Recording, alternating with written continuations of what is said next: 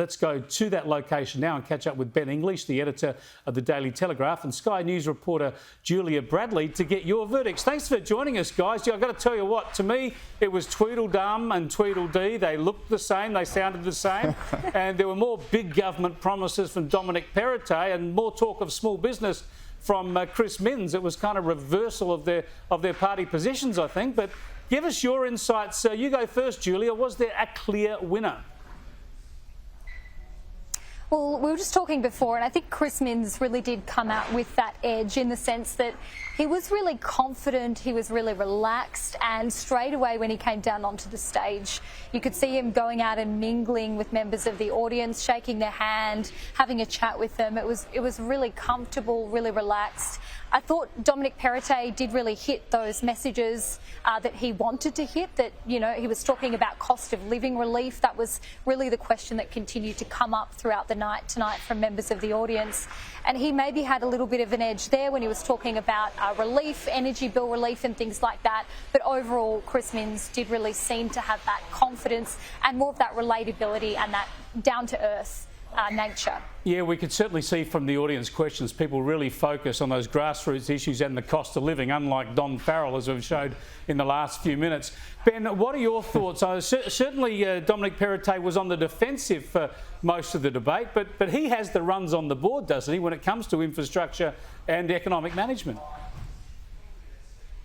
Absolutely. He's got a record that he should actually feel very comfortable talking about. The infrastructure build in New South Wales is the envy of every other state in Australia. And yet I think he probably missed a few opportunities to score a more direct hit on Minns on those issues.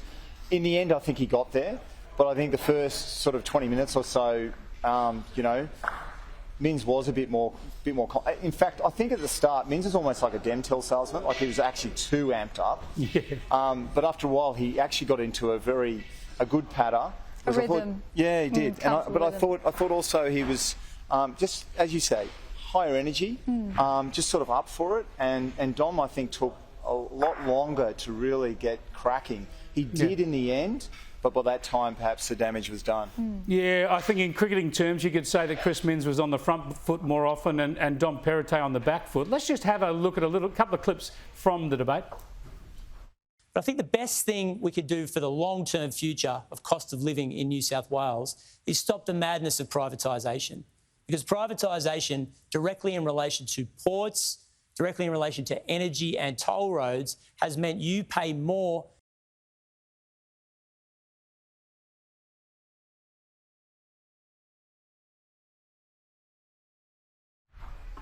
Yes, well, that was Dominic Perrottet. Unfortunately, we couldn't hear him, but he was spruiking his Super Savers scheme for kids. And this is my point, Ben, is that there's a lot of election giveaways here from a Liberal government. There's not a lot of talk about restraint here. In fact, you're getting a bit more of that from Chris Minns. There's very little big policy difference between the two major parties. So when it comes to people casting their votes, Ben, who's that going to favour?